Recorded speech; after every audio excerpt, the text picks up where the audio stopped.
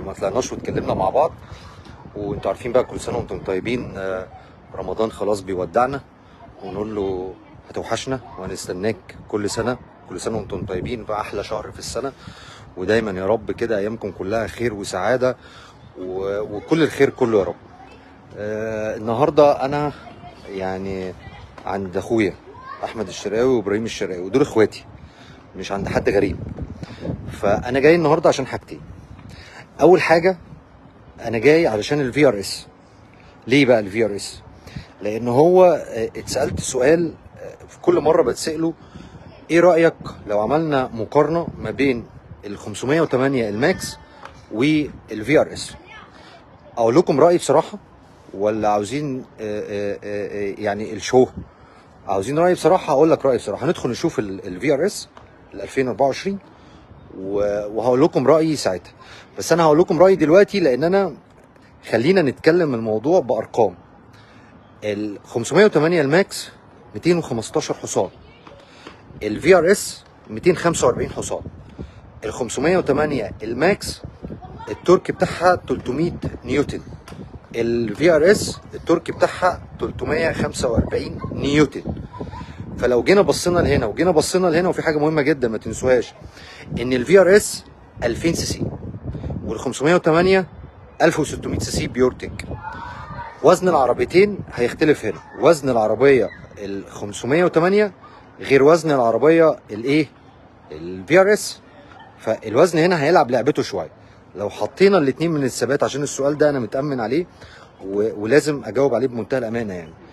لو حطينا العربيتين جنب بعض وجم الاثنين يطلعوا اداء رياضي مع بعض، اتوقع من وجهه نظري يعني اللي الطلعه الاولانيه هتبقى لل 580. بس بعد كده الفي ار اس دي ده انا ما طلعتش الطلعه دي مع في ار اس عشان ما اكذبش عليكم، بس ده توقعي. اللي انت لو حطيت العربيتين جنب بعض هتطلع الاول، لان الوزن هنا هيفرق معاك، وفي نفس الوقت اداء الجير بوكس. طبعا هي الثانيه اداء الجير بوكس الدي اس جي فارق كتير جدا في الفي ار اس، فارق كتير جدا جدا جدا يعني، ده حقيقي والله. فهتلاقي ان الفي ار اس اقوى من ال 508 الماكس لان هي بترمي معاك 245 حصان، والثانيه 200 وكام 215 حصان. فالاختلاف هنا في الهورس باور هيبقى قوي جدا، زائد اللي انت بتتكلم في عربيه 2000 سي سي. تمام؟ دي حاجه. الحاجه الثانيه واللي انتوا لازم تعرفوها، العربيه الصغنونه التويزي دي هنتكلم عنها النهارده. نقلب الكاميرا ونشوف ايه الدنيا دي. تمام؟ جاهزين معايا يا شباب؟ دي تويزي. فخلينا نتكلم في التويزي دي بعدين شويه كده، لان انتوا ايه مستغلين سعر العربيه دي، لان هي عربيه كهرباء الكتريك. وتوني طبعا عمل لها فيديوهات كتير وعملنا قبل كده اتكلمنا عنها وليله كده كبيره. بس هي العربيه دي مش عربيه يعني للاستخدام الشخصي يعني اليومي يعني، لا دي يعني جوه كومباوند بتاع الكلام ده كله، في الساحل، في الحاجات دي كلها. دي بقى الايه؟ دي بقى الفي ار اس، ودي من اكتر العربيات اللي انا بعشقها في الاداء الرياضي بتاعها. كل حاجه فيها قاتله. كلمه في ار اس تبقى مكتوبه على الشبكه. الجنط بتاعها من اكتر العربيات اللي بحبها السكودا الفي ار اس عن الاي 8. هي طبعا دي اي 8 ودي اي 8، بس الفي ار اس زي ما انتم عارفين عشان الكيت بتاعها. بصوا بقى كل حاجه في العربيه دي فيها تفاصيل محتاجين انتوا تعرفوها. بصوا في ار اس، شايفين تفصيله الكرسي؟ انا احب التفاصيل، انا راجل بعشق التفاصيل. شايفين؟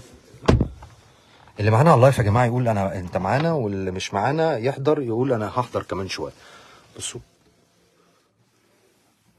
حتى الطابلو هنا الكانتره، بصوا هنا الخامات، شايفين؟ كلها سوفت. بصوا جمال المفتاح، شايفين؟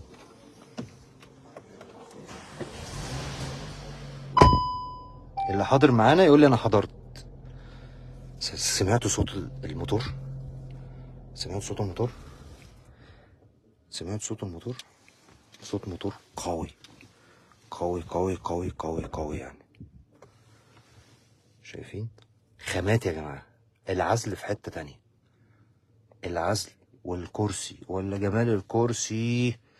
ولا جمال الايه، ولا جمال الكرسي؟ جمال الكرسي. شايفين جمال الكرسي؟ كرسي عاوز اقول لكم ان هو كرسي، يعني حاجه كده يعني رهيبه بصراحه. انا بحب العربيه دي جدا، وانا جاي النهارده مخصوص عشان اتفرج عليها ال 24. ومن جمال المفتاح بتاعها زي ما يكون تاتش. فلا عربيه محترمه جدا جدا جدا جدا، مش محتاجه يعني. كنا اتكلمنا عليها قبل كده زمان. ماشي بصوا، خنطره،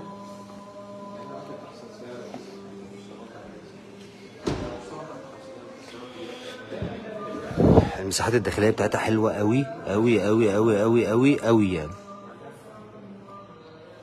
الكرسي عاجبني قوي بصراحه.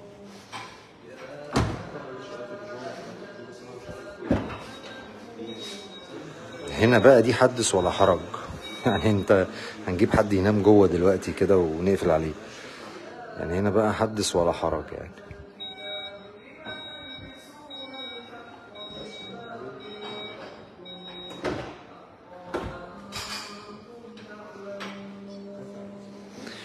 بصوا بقى التفاصيل دي، تفاصيل ما يفهمهاش الا الناس بتاعت العربيات الركيبه. بصوا طبعا الديسكات بالكاليبر اللي جوه، حجم الكاليبر طبعا هنا مختلف، اكبر من التانية شويه. في تفاصيل. بكام دلوقتي على الناس حضرت معانا اهو، هعرف لك حالا.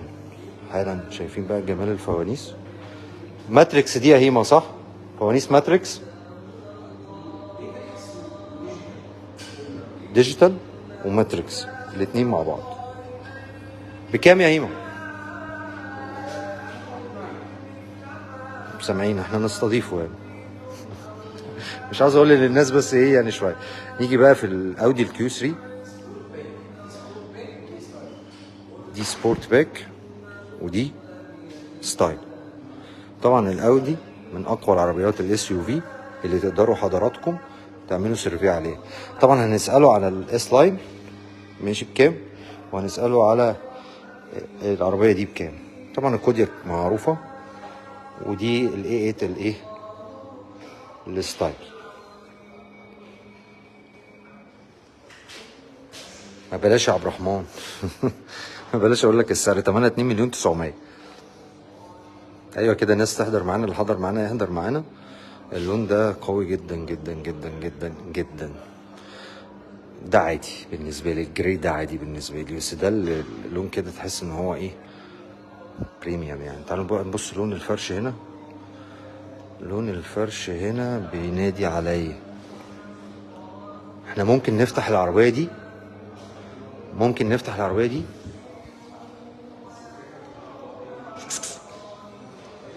ولا هو هنا؟ هو مش معانا. ابراهيم، انا عاوز مفتاح العربيه دي بعد اذنك.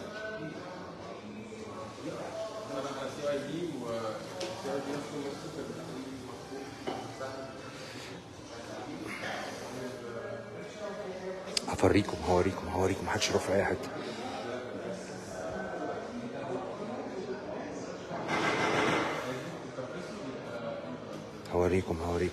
هوريكم لون الفرش، عشان انا لون الفرش ده خاطفني بصراحه. الله عليك. بس دي حاجه مزعلاني في اودي بقى بصراحه. يعني عيب قوي ان انا اركب عربيه كيو 3 مفتاحها كده. عيب قوي جماعه بتوع اودي يعني بصراحه يعني. عيب قوي ان انا اركب كيو 3 والمفتاح كده يا جماعه. يعني ده حاجه مضايقاني جدا جدا جدا جدا بصراحه يعني. الموضوع المفتاح ده قدم من زمان يعني، زمان قوي يعني. خلاص الصوت مش مظبوط، حقك عليا. اللي مش سامع يا جماعه يقول لي انا مش سامع، نعلي الصوت شويه او نركب المايك. انا ما ركبتش المايك بصراحه. شايفين لون الفرش ده خاطفني. انا من هواة الريحه بتاعت العربيات الزيرو بصراحه. شايفين اللون؟ شايفين الجمال؟ حاجتين ما بحبهمش في العربيه دي. الصوت واضح بالنسبه لكم يا شباب؟ لو الصوت مش واضح قولوا لي، بس لو الصوت واضح قولوا لي بعد اذنكم يعني. احنا معانا 40 واحد على اللايف، فبعد اذنكم الصوت واضح؟ قولوا لي الصوت واضح. انا مش هتكلم الا لما حضراتكم تتكلموا معايا.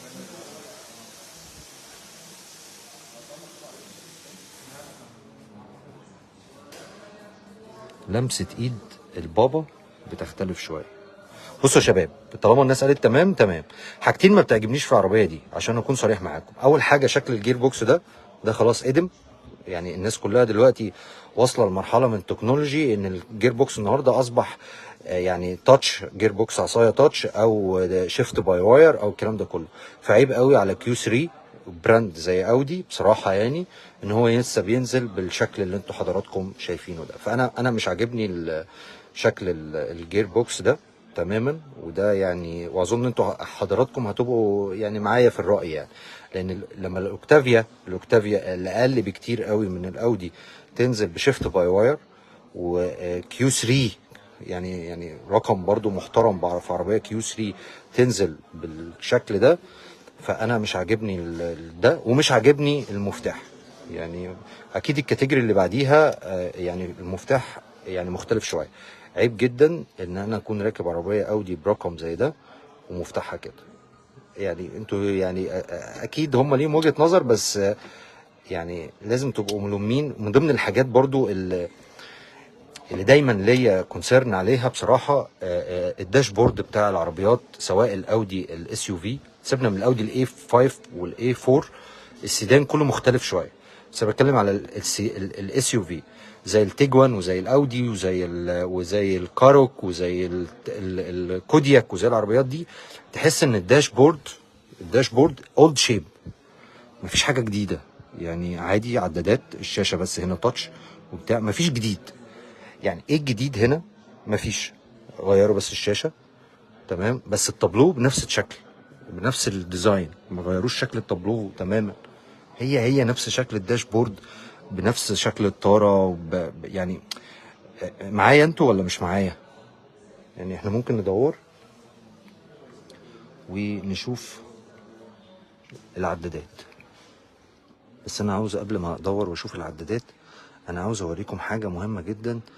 يعني الزراير دي انتهت يا شباب.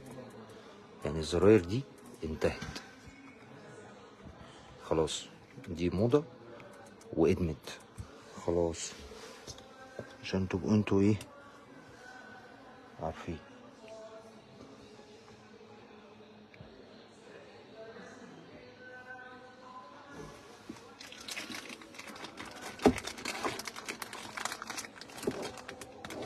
دي الطفايه بتاعتهم وعليها علامه الاودي. طبعا دي عجباني قوي، دي من ضمن الحاجات اللي عجباني، اللي هي علامه الاودي بالنور الازرق اللي موجود عليها ده.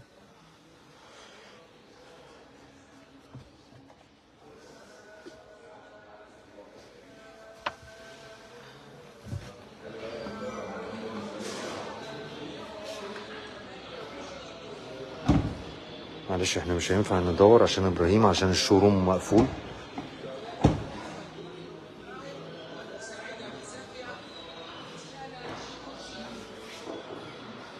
اللون بقى، اللون ده ولا اللون ده، اللون ده ولا اللون ده، اللون ده ولا اللون ده، اللون ده ولا اللون ده.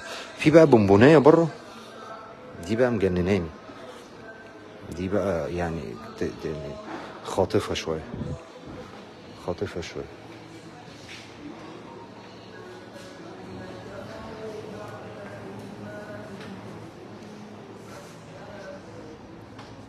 جيلسي.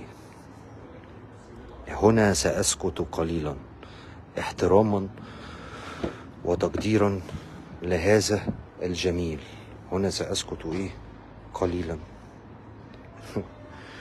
يعني من اكتر العربيات اللي ليها خلفية يعني قوية جدا جدا جدا جدا جدا جدا. بصوا اصلا فورماتيك، الشنطة الكهرباء،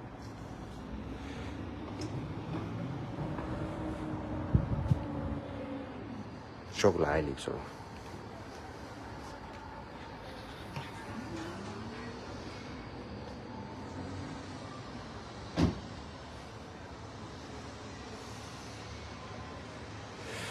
GLC يا جماعة كوبيه يعني موضوع.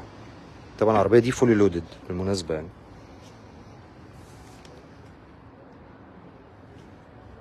دي الهيد اب ديسبلاي موجود اهو.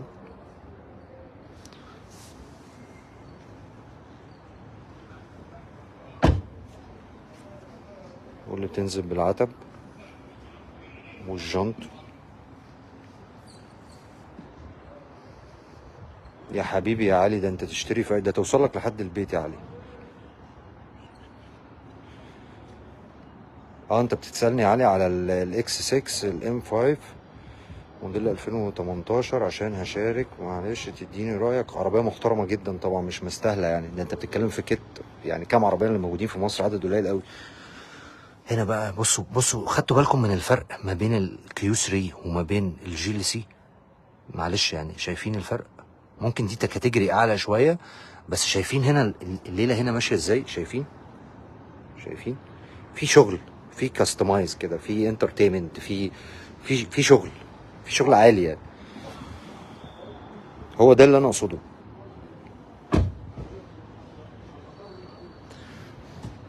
طبعا احنا يعني لو احتجتوا بقى حاجه من العربيات اللي موجوده دي، احنا عند احمد الشرقاوي في مافيدا. الشرقاوي جروب سكودا زي ما انتم شايفين اهو. تمام. والناس دي بتبيع بالاسعار المعلنه رسميا، ومن افضل الناس لو حد غاوي سكودا يعني يتوجه على هنا على طول. والجي بي اس بقى انت اكتب مافيدا بس وانت من على البوابه، قول لهم انا داخل معرض الشرقاوي. البوابه بتبقى من هنا كده زي ما انتم شايفين، جاي كده والمعرض هنا. انا جاي بقى بال 508 الماكس اهو. انا جاي لهم عشان برضو الناس هتقول لي يا عم انت بتقارن ايه بايه ومش عارف ايه بتاع بلا بلا بلا بلا بلا. انا معايا حاليا لحد ما المزه بتاعتي توصل، انا معايا ال 508 ماكس. تمام. فانا جاي النهارده، ابراهيم كلمني وقال لي انا الفي ار اس الجديده نزلت لي فتعالى شوفها. دي البونبونيه بقى. قلت له طب وانا جاي لك بالماكس يا معلم، ولو عندك عربيه مرخصه ايه نطلع نجرب ونطلع نشوف الدنيا. بس هو انا خاف اطلع معاهم في عربيه مرخصه بصراحه، لان هو هيحط عليا يعني هو هيحط عليا بالفي ار اس يعني عشان اكون صريح معاك. فانا هخاف اطلع بالعربيه ال 508 قدام الفي ار اس يعني خلينا برضو يعني كل واحد عارف قدرات نفسه يعني كده. بس فحبيت اوريكم الدنيا والموضوع هنا ماشي ازاي والدنيا ماشيه ازاي. وتحياتي ليكم جميعا، انا بحبكم جدا جدا جدا.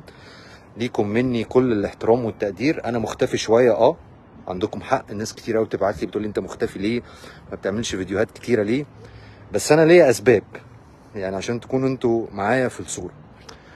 اول سبب عشان اكون صريح معاكم، انا شايف في تخبط في السوق كبير جدا جدا جدا من اللي بيحصل والاوضاع، ونشتري ما نشتريش، الدولار بكام النهارده، وما شاء الله يعني ما شاء الله يعني كلنا بقينا سياسيين. دي حاجه على فكره تفرحني جدا، وبشوف 90% من التعليقات بتاعت حضراتكم انا بقراها، وبكون مبسوط جدا جدا جدا ان فعلا الفكر بتاعنا وصل ان احنا بنعمل مناقشه لطيفه نقدر نطلع منها بنتائج محترمه.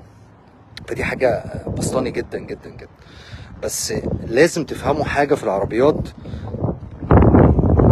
نستوعبها شويه، وانا هكررها تاني وتالت ورابع. لو الدولار الجمركي نزل في التسعير بتاعه من 47 لمثلا 45 ل 42 ل 43 ل 41 ل 40، اكيد العربيات هتنزل. لو الدولار الجمركي فضل ثابت في الشريحه بتاعت ال 47 لل 46 لل 45، ما اظنش اللي هيبقى فيه نزول. وده رايي، احترام الراي والراي الاخر دي حاجه مهمه جدا بالنسبه لي. ده مجرد رايي. في ناس دخلت قالت لي انت بتفقد المصداقيه من البوست اللي انا نزلته امبارح. انا حتى كاتب في البوست اختلاف الاراء لا يفسد للود قضيه. ممكن انا ان اخطئ او اصيب، يعني ممكن اقول حاجه وتكون غلط، وممكن تقول حاجه وتيجي مظبوط صح. بس انتوا حسبها. يعني انت النهارده كراجل مستهلك او كراجل النهارده يعني ناوي على شراء او ناوي على قرار او ناوي تاخد ديسيجن بتاعك في اللي انت تشتري عربيه، احسبها بحسبه بسيطه جدا. تمن العربيه النهارده كام، وضيف عليه اضربه في العمله الاجنبيه في سعر الدولار اللي هو بقى ال 47 جنيه. يعني مثلا هنقول متوسط عربيه، مثلا عربيه اقتصاديه، خلينا نتكلم في عربيه اقتصاديه. كام النهارده العربيه الاقتصاديه؟ هنقول تويوتا مثلا. تويوتا النهارده السعر الفئه الثانيه في التوكيل كام؟ 23,000 دولار. ده السعر بتاع المنطقه الحره اللي من التوكيل، تمام؟ 23,000 دولار دول اضربهم في 47 جنيه، تمام؟ لو حد معانا بقى فتح لي على حاسبه دلوقتي يا ريت يكتب كده. وبعد ما تضربهم في ال 47 جنيه تضيف عليهم رسم التنميه 10%، وتضيف عليهم 14% قيمه مضافه. وبلغني بقى بعد ما تضيف الكلام ده كله تكتبه في الايه، في التعليقات، عشان اقول لكم هي بتتباع في السوق بكام. وبعد ما تضيف الكلام ده كله ضيف المارجن بتاع مين؟ بتاع الوكيل. والوكيل بيقدر طبعا هو اللي يدي للموزعين، بس وضيف عليهم مارجن الوكيل هيكسب في العربيه قد ايه. هو ده اللي احنا بنتكلم فيه. حسبت الحسبه دي صح ولقيت ان العربيه بتتباع في السوق بالرقم ده، يبقى السوق واخد الاتجاه المظبوط. عارفين ايه اللي كان مبوظ السوق؟ اقول لكم انا اللي كان مبوظ السوق حاجتين: تسعير العربيات بالدولار ايام ما كان في السوق السوداء بيتباع ب 68 و67 و70. اول نقطه. تاني نقطه الاوفر برايس. طبعا لان في ناس تفحشت في الاوفر برايس. في ناس، في عربيات بدون ذكر اسماء، وصل براندات يعني، وصل الاوفر برايس على العربيات لمليون ومليون و100 الف و600 الف و400 الف و500 الف. فدي كانت ارقام كبيره، ارقام خزعبليه، ارقام فلكيه. اللي انت تشتري عربيه وتدفع عليها اوفر برايس من 300، انا بتكلم في عربيات يعني كاتيجري عالي شويه، 500 و600 ومليون، ده رقم كبير. والعربيات المتوسطه اللي هي الشريحه اللي متوسطه كان الاوفر برايس بيوصل عليها 200,000 و300,000 و250,000، وفي عربيات متوسطه وصل عليها الاوفر برايس ل 400,000. فده يعني مخلي الاسعار بتاعت العربيات نطت في حته تانية خالص. اول حاجه دلوقتي ان الاوفر برايس خلاص ده مات، بقى حاجه مش موجوده حاليا. دي حاجه كويسه جدا، وده مؤشر قوي بيقول اللي يعني الحمد لله ان في انفراجه، والحمد لله ان الناس ابتدت تستوعب ان خلاص بقى يعني ما بقاش في حاجه اسمها اوفر برايس دلوقتي. خلاص الموضوع بقى دلوقتي داخل في اتجاه تاني خالص، واتجاه مختلف خالص يعني. وتاني حاجه ان العربيه اصبحت بتتقاس. في واحد هيجي يقول لي ايه بقى، ثانيه واحده بس عشان ما انساش النقطه دي. واحد هيجي يقول لي طب ما هو الدولار الجمركي دلوقتي ب 47، وايام ما كانت العربيات عليها الاسعار الغاليه قوي كان الدولار الجمركي ب 32. حلو قوي يا ابو الصحاب، حلو قوي كلمه توني يا ابو الصحاب دي، بس انا كلمتي بقى تبقى يا خال. حلو قوي يا خال، ماشي. بص بقى يا خال، احسبها بقى زي ما انا هقول لك كده. كان ساعتها ب 32. انتوا معايا ولا مش معايا؟ انتوا مركزين معايا الاول ولا مش مركزين معايا؟ عشان ما افضلش ايه انحر في صوتي كده وبتاع يعني وانا بعمل دايت اصلا وداخلين على الكحك والبيتي فور وبتاع. اول ما حد يقول معايا انا ابتدي اكمل، يعني اللي يقول معايا انا هبتدي اكمل على طول. وداخلين بقى كرش هيبقى كبير كده وبتاع. كل سنه وانت طيب يا حبيبي، كل سنه وانتوا طيبين والله. اول واحد يقول لي انا معاك هنبتدي اخد الموضوع يعني. حبيبي يا خلود، احلى خلود في الدنيا. كلكم حبايبي حبايبي حبايبي حبايبي حبايبي حبايبي حبايبي. معاك. نرجع بقى للنقطه دي علشان ايه، دي هتبقى اخر حاجه قبل ما اقفل اللايف. الدولار دلوقتي الجمركي ب 47، عشان الراجل اللي قال لي المصداقيه، هقول لك انا المصداقيه فين. الدولار الجمركي دلوقتي ب 47. الدولار الجمركي ايام ما كانت العربيات عليها اوفر برايس كان الدولار الجمركي في البنك ب 32. بكام يا خال؟ ب 32. طيب ازاي؟ طب ازاي الحسبه دي تبقى موجوده دلوقتي على 47 وهو كان اياميها ب 32؟ يعني معنى كده اللي تسعير العربيات المفروض ايام ما كان الدولار الجمركي ب 32 تبقى العربيات ارخص من الاسعار بتاعتها، ارخص من اللي موجوده دلوقتي. صح يا خال؟ صح يا خال منك ليه؟ ها صح؟ طب اقول لك المشكله فين؟ المشكله يا سيدي الفاضل ان الدولار فعلا في البنك كان ب 32 الدولار الجمركي، بس مش موجود. فانت حضرتك النهارده بتروح تجيب الدولار من السوق السوداء، فبتضطر كل الناس بقى يعني انا بتكلم على كل الناس، وكلاء، موزعين، تجار عربيات، تجار سلع استهلاكيه، تجار بيستوردوا، كل الليله دي كلها. فبتضطر ان انت تشتري الدولار الجمركي بكام؟ ما هي بالعقل بس، تقدر تشتري الجمرك ب 68 ب 67 ب 65 ب 60. فيقوم جاي انت بتشتري ب 60 ولا ب 65، يقوم جاي بيسعر العربيه على دولار جمركي 70 و75. وفي بعض يعني بعض المسميات يعني براندات يعني سعروا عربياتهم على 72 جنيه. انتوا متخيلين؟ كان بيشتري الدولار الجمركي، كان بيشتري، مش هنقول جمركي بقى، بيشتري الدولار ب 68 جنيه، يسعر عربيته على 72. وكان في ناس بتشتري ب 60 تسعر عربيته على 70 عشان يبقى في السيف سايد. تمام؟ فهو ده الفرق ما بين ان ساعتها كان ب 32 بس ما كانش متوفر، ب 47 النهارده وموجود، وما شاء الله يعني حدث ولا حرج. الدولارات طلعت في البلد بقى يعني زي الرز. يعني مركز معايا خال، يعني خلينا كده ايه، ركز معايا خال عشان تاخد الايه المعلومه نظيفه. الدولارات النهارده تعمل كده، يعني لو عوزت دولار دلوقتي حالا 100,000 روح خده من البنك. يعني انت احسن تعامل النهارده دلوقتي مع البنك، خلاص ما بقاش في حاجه اسمها سوق سودا، فرق ربع جنيه، فما فيش سوق سودا اصلا. يعني والناس النهارده بقت بتخاف، فلا يقول لك عامل انا اشتري دماغي واروح البنك واخلص مع البنك وايه ودنيتي تبقى تمام. وده رايي بصراحه يعني. فدي اللي انت القصه اللي انتوا لازم تفهموها ما بين كده وما بين كده. وانا مش هطول عليكم، وتحياتي ليكم، وانا بحبكم جدا جدا جدا. وكلمتنا اللي هتبقى مفضله في الايام اللي جايه، ماشي؟ يا خال، ماشي؟ فالهاشتاج بتاعنا الجديد